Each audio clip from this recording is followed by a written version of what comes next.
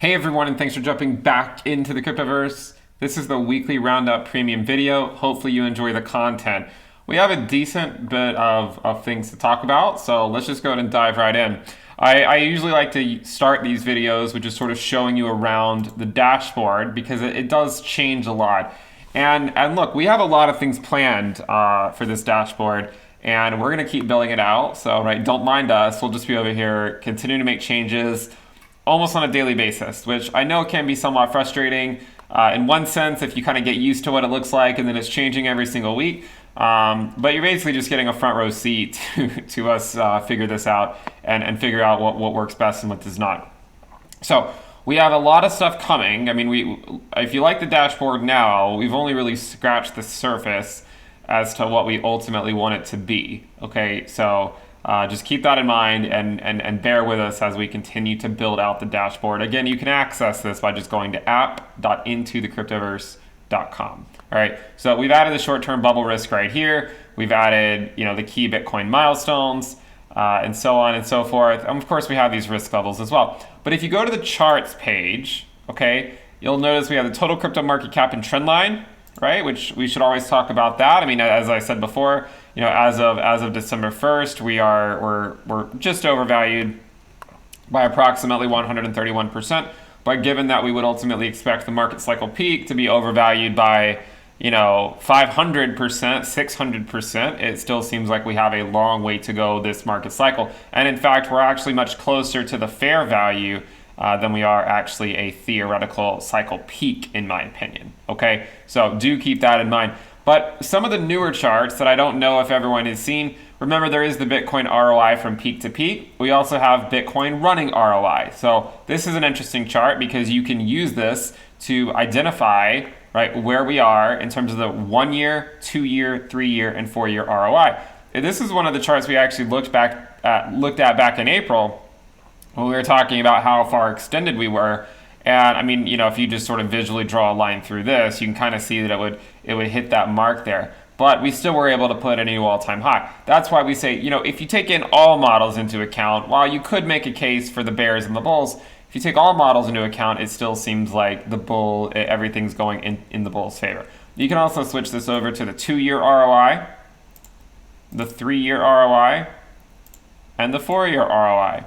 And one of the things you'll notice with the 4-year ROI is we're actually in somewhat of a special place right now in terms of where the 4-year ROI is. There have not been that many times in history where the 4-year ROI of Bitcoin was below a 10x. Okay, I know that sounds kind of crazy, but you can just look at the chart. I mean, there just was not historically that many times where it was below a 10x, right? I mean, June of 2015, what came after that, right? April of 2017, which ultimately did lead into a pump over the next, 8 months or so, right? 8 months pump there. We dropped below it again in November of 2017, all right? Very, very briefly. And then again here in February of 2018, in December of 2018, and so on and so forth. And you can see right now, the 4-year ROI is about as low as it's ever been, right? It's about as low as it's ever been. And if you think about it, it's probably just going to keep dropping. And the reason we know that for at least the next 2 weeks is because if you think back to 2017, Bitcoin was in fact going on a parabolic rally where Bitcoin basically just went up. The first couple of weeks of December, I mean, you can see it was just one crazy rally where it essentially went up 2x in the span of approximately 2 weeks or so. So if Bitcoin is unable to go up, say 2x within 2 weeks, which I don't think it's going to do. I mean, I don't think it's going to go to 120K in 14 days. You would expect the 4-year ROI to continue moving down. But then we will actually start to see it bounce somewhere over here. So I do think it'll put in a new all-time low because it's still heading down, and it'll still keep heading down at least for a couple more weeks. But then we would expect it to actually bounce back up because then we know 4 years ago we'd be getting into the bear market of 2018 as we get into 2022. So you'd be comparing hopefully increasing prices by Bitcoin to decreasing prices back in 2017, or even at the end of, I mean, even at the middle of this month, right? After November or after December 17th, because the market cycle peak was in fact December 17th of 2017. So only 16 more days until it would be technically 4 years exactly after that market cycle peak. You can see that 4-year ROI is coming down to a point. Okay, so that's another chart that hopefully you guys can check out and explore. We also added the Bitcoin historical risk levels. Okay, so a lot of people have been asking for that. Now you have it. So going over here, you can find the historical risk levels here. And you can see that Bitcoin is in fact still below the 0.5 risk level. And as you guys know, I buy Bitcoin if it's just below 0.5 risk. I mean, I don't really care what it does. If it goes down to 0.4 risk, fine. If it goes down to even lower, I don't really care. I just DCA Bitcoin when it's below 0.5 risk, and I wait for it to one day get back above it, and then we let it sort of run for a while, and then I DCA out of the market whenever that happens. But still, right now we're sort of just in just below the 0.5 risk level, which I still would argue makes it a decent buy given the risk you're taking on. That doesn't mean we can't go down. I mean, we've seen it go down already. It went from 69K back to 53K or whatever. But of course, based on the risk levels, I wasn't buying Bitcoin at 69K either, because the risk at the time was around 0.6 or it was around 0.55, right? 0.55 or so. Okay, so if we continue on, we also have the Bitcoin price color-coded by the risk. So a lot of people wanted this chart as well. And so you can see that. And you can see here that the 0.4 to 0.5 risk level is characterized by these light green circles. And if you hover over it, it'll display when we've been in that risk band. Okay, so it's a nice little feature there. You can see when we've been in that 0.4 to 0.5 risk band throughout the market cycle. You can also look at other ones as well. See when we were between 0.3 to 0.4, just right here at the very end of our summer lull, we actually went to that 0.3 to 0.4 risk band to give us that opportunity. 0.2 to 0.3, it doesn't happen nearly as much, right? Except when we get into those long bear markets. 0.1 to 0.2 hardly ever happen, except when we get closer to the actual bottoms of the bear markets. And you can also see we had one in March of 2020 right there, and then 0 to 0.1 is really few and far between. Okay, so hopefully you guys like that chart. We've also added a few other ones as well. So this is the Ethereum monthly average ROI. And you can also sort of go through this and change it to say 180 days. You can change it to 365 days. One of the things you'll notice is that buying Ethereum at the end of the year does tend to work out relatively well. And I mean, as you guys know, I've been buying Ethereum. I mean, I was basically only buying Ethereum except for a little bit of altcoins from mid-September, basically all of October, a decent amount of November, and then recently Bitcoin came back below the 0.5 risk level. And so I started DCAing Bitcoin again. But before that, there was a period of, a couple months there at least where I was essentially only buying Ethereum, except for a small amount of altcoins. So that's another chart you guys can check out. And that covers a lot of them. I mean, there's a few more that you might not have seen. Here's the same thing with Ethereum, but the Ethereum running ROI, just like the same thing we saw with Bitcoin. Here's the 1 year, the 2 year, the 3 year, and the 4 year, okay, for Ethereum. So we're going to keep adding charts. As I said, don't mind us. We're going to keep building it out. Hopefully you guys continue to find value in it. If we go on over to the crypto risk tab, Bitcoin's risk now is at 0.47, okay? And if you're curious, where's the 0.5 risk level? Well, it's all the way up at over 61.5K. So, again, the risk levels are dynamic. So next week or, a month from now, the 0.5 risk level is going to be even different. But as you can see, the 0.5 risk level for Bitcoin now is 61.5K. So if it's below that, I'm still DCAing Bitcoin, right? As long as it's below that. Let's go back over here. With Ethereum, I'm DCAing it as well because the 0.5 risk level goes all the way up to 5.4K. Right? Remember, I probably don't say this enough, but the Ethereum risk metric still does not account for diminishing returns. Okay, so you have to remember that.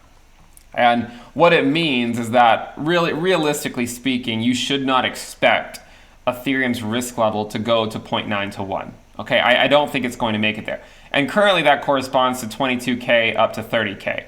Now, we could still theoretically make it to those prices depending on how long the cycle drags on, and if this wristband gets shifted up a couple more theoretical wristbands as the prices slowly adjust to or the risk levels adjust to the new prices, then it could still, it's a possibility. But I would say ignore these, because these risk levels are unlikely to happen for Ethereum because it does not account for diminishing returns like it does for Bitcoin.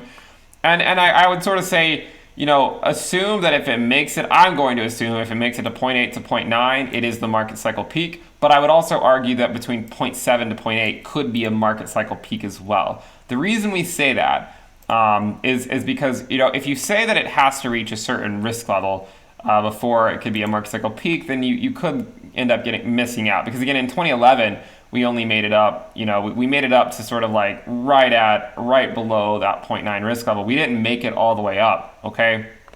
And because we didn't make it all the way up, if you were waiting for 0.95 risk or something, it just never would have presented itself. So I would say with Bitcoin, what I'm thinking is 0.9 to 1 is a possibility for a market cycle peak. We also recognize that it could happen between 0.8 to 0.9 as well, especially when you look at, say, 2013 and recognize that the second peak was actually diminished in terms of the peak risk from the first one, okay? The first one went all the way basically up to 1. The second one went to about 0.92, okay? So pretty big difference there in terms of where the peak was. So don't assume that we have to make it to 0.9 to 1. It might make it to one wristband below that. I think that would certainly be a good possibility. So when you think about that, you have to think, okay, well, that means Ethereum, while it's possible we make it to 0.8 to 0.9, it's also important to sort of be on the lookout when we're at between 0.7 and 0.8. And I would certainly be taking some off the table just to de-risk a little bit, because you don't want to bet the family farm on it going to that highest wristband. But I would say, I would leave some, right, to see if we make it there. But I would not leave everything. Okay, so that covers Bitcoin and Ethereum.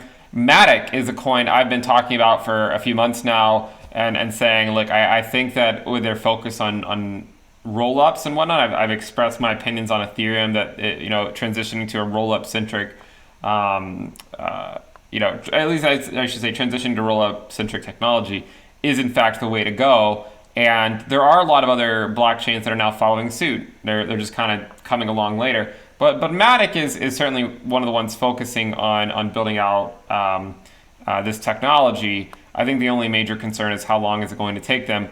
But look, I mean, as I've said before, I think it's probably going to go up to the top 10 at some point this cycle. Right now, it's in like 15th place or something like that. It recently flipped Litecoin.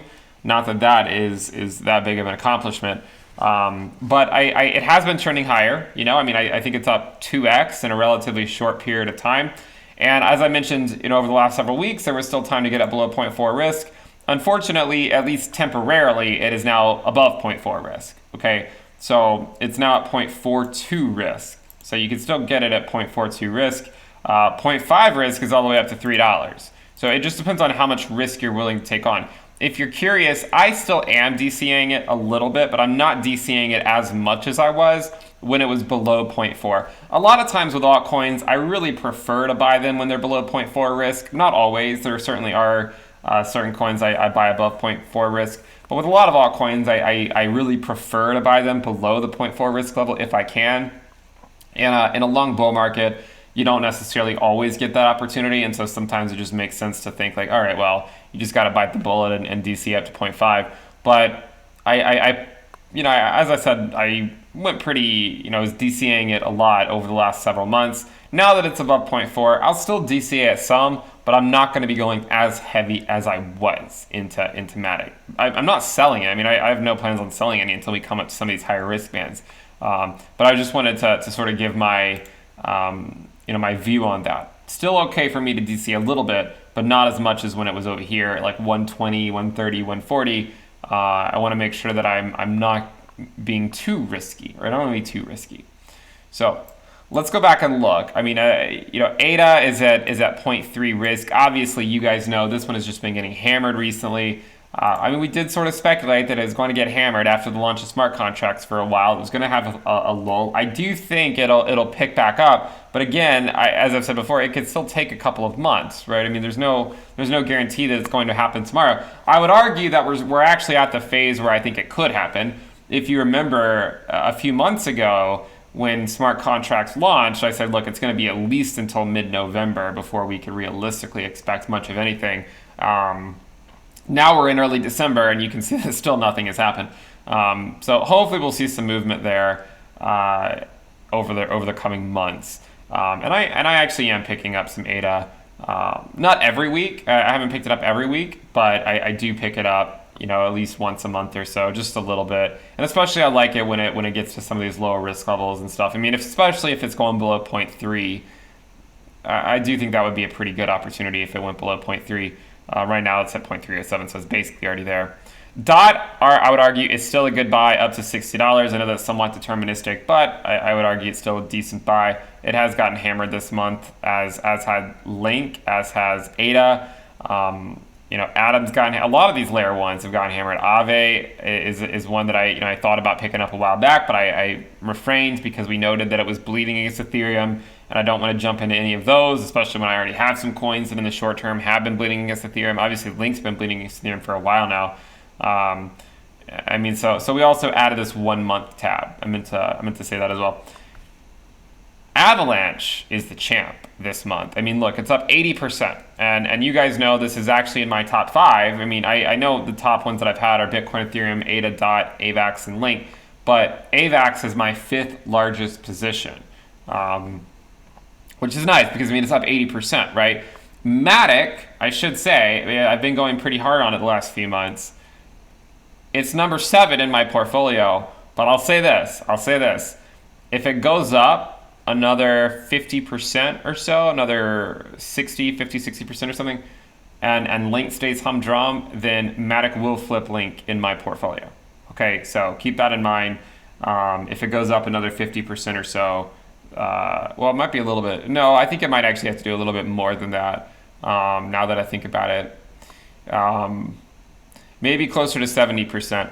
But just to give you an idea, I mean, people always ask me about okay, well, what's the order and whatnot. Right now, it's Bitcoin, Ethereum, ADA, and DOT are more or less tied at the moment in terms of my portfolio allocation. I think DOT actually might be slightly ahead of ADA at the current time, just because ADA's been bleeding recently, and I had been allocating a little bit more to Polkadot. And so, yeah, I think DOT's slightly ahead of ADA. Then AVAX, for sure, is number 5. Link is number 6. Link hasn't really been doing a whole lot in a while, and I haven't been DCAing it. And that's one of the reasons Matic is starting to catch up to it in my portfolio, is because I just haven't bought Link in several months, even though it's at these lower risk levels, mainly just because we're continuing to watch it bleed against ETH. And it really is challenging, when we look at this, right? I mean, if you just go look at Link ETH, I want it to turn around as much as you guys do, right? I would love for it to turn around. And I still have my Link position. The opportunity cost is somewhat hurting, though. I want it to turn around as well, but I just simply can't add to it. I can't add to my position if it's just going to keep going down against Ethereum. I'd rather just put that into ETH. It doesn't make sense, right? Eventually, maybe we'll break back out, but until then, I'm just sort of loosely following it, and then I'll wait for the day that it breaks out against Ethereum, and then I might start buying it again. But people keep asking me every month, well, if this is the low, shouldn't you buy here? Well, look, people have been saying that throughout the entire phase, and while I would agree at any stage it could theoretically be the bottom, I don't want to try to catch that knife. I'd rather wait for some more convincing breakout against Ethereum. Until that happens, I cannot add it. I'd rather put that somewhere else. And recently, as you guys know, I've been putting it in a Matic, I've been putting in a DOT, some ADA. Obviously, you guys know I have a fairly large position in Avalanche. And again, if you don't have one yourself, you are always welcome to DCA. It is above the 0.5 risk level, but note the confidence is relatively low. And I would still argue that AVAX has quite a ways to run for the duration of the market cycle. Okay, so Matic is number 7 in my portfolio. but it's not really that far away from being number 6, to be completely honest. I also do have a small position in Sol, as you guys know. Also, I have one in Luna. Luna's been knocking it out of the park as well recently, and a lot of you guys want me to talk about Luna more. I am trying to do that. Let's go talk about it right now. Current risk is 0.551. I picked some up, what was it, like a month and a half ago? I don't remember exactly when I picked it up for the first time, but it was around $40, I think. So it's up about 50%, right, since then. So it's doing relatively well, and we'll hopefully continue to see it shine. I probably wouldn't look to personally, take any off the table until it comes up to these higher risk bands, because I have a relatively small position in it. I mean, honestly, the reason I got a position in it was just so I'd be more incentivized to follow it because it's in my portfolio. So, I would take profits at some point, but I'm not looking to immediately take profits on it. I'm just gonna sometimes you just gotta let some of these newer projects ride. VeChain, VeChain's an interesting one because the Ether valuation of VeChain is somewhat curious to me. It's one of these that has this really weird structure against Ethereum, right? It tends to bottom out down here, valuation against Ethereum of like 1900, somewhere I would say between say 1700 and maybe 2100. And it just seems to bottom out there. So it bottomed out there back in September 2019. It bottomed out there in May of 2020, in February 2021. So the reason I'm watching this is, Ethereum has been taking altcoins. It's been taking names on altcoins for a while, and it's why we've been talking about, well, maybe your altcoin does well, but what if it bleeds against Ethereum? Now, I'm not the schmuck here who thinks Ethereum's just going to outperform every altcoin for the rest of the cycle, because it's not, right? I mean, altcoins will have their heyday again. And they will probably rally against Ethereum, and then probably people will then they'll probably get tired of Ethereum not doing much of anything, and then they'll finally capitulate back to altcoins when that's probably the time you need to be going back to Ethereum.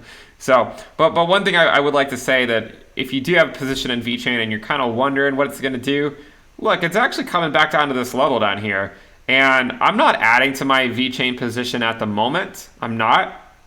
I have a relatively small position. Again, to be completely honest.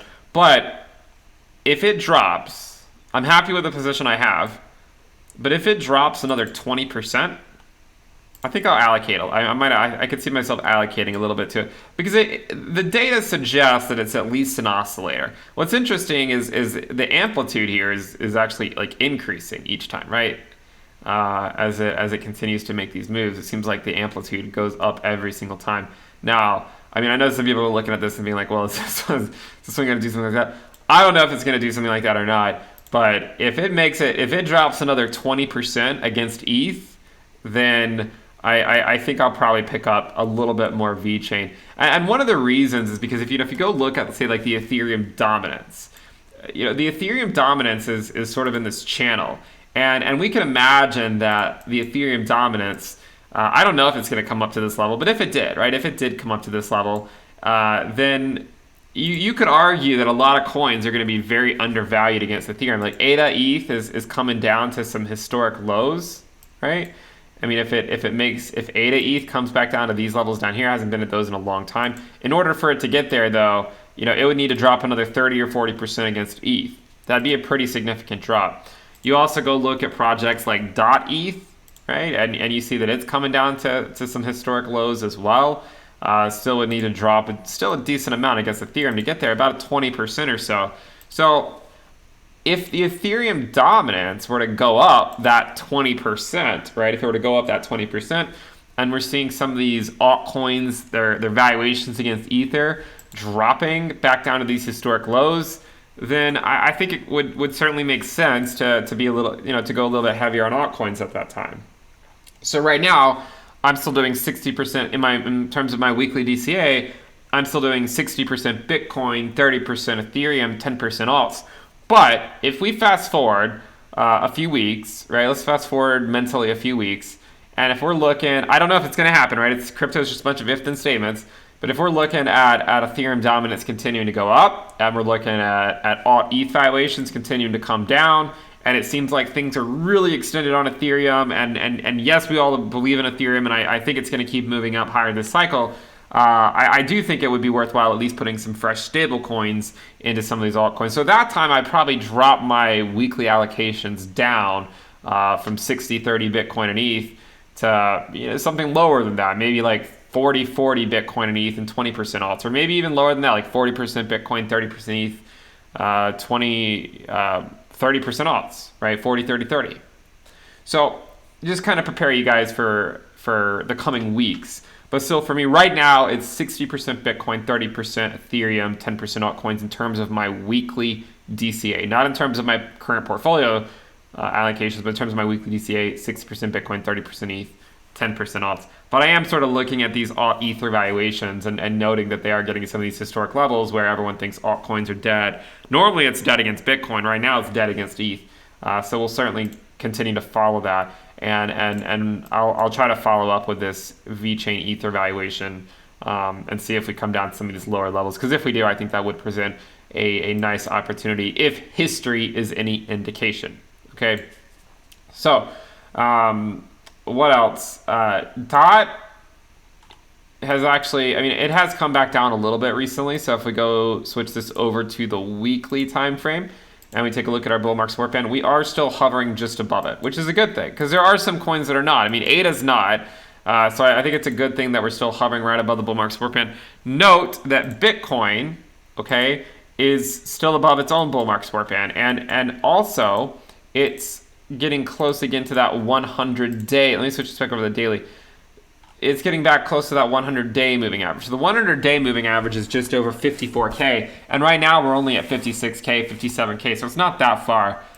Back over here, we did kind of bounce off the 100-day. We came back up and we kind of bounced off of it again. So we certainly bounced off of it one time right here. I would keep an eye out on that level if we were to come back down here. And potentially that's where some type of momentum shift could occur in some of these dominances and stuff of Bitcoin and Ethereum. But keep an eye out for that. But I would say more important than these daily moving averages are the 20-week SMA and the 21-week EMA.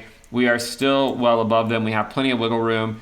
They currently range from 52K to 53.1K. So specifically, our wiggle room on it to the 20-week SMA from the current prices is about 8 or 9%. So we could still drop 8 or 9% and still maintain the integrity of the bull market as long as we hold the bull market support band on the weekly time frame. So, some of these phases just aren't as interesting as others, right? I mean, sometimes you just go sideways for a while. And, we've talked about lengthening cycles for years on the channel and the idea that we don't have to have a market cycle peak in 2021. Look, it's certainly still possible that it happens, but time's running out for the 4-year cycle guys to be right. I mean, technically, if we actually go up and put in a new all-time high now, it would technically be a lengthened cycle.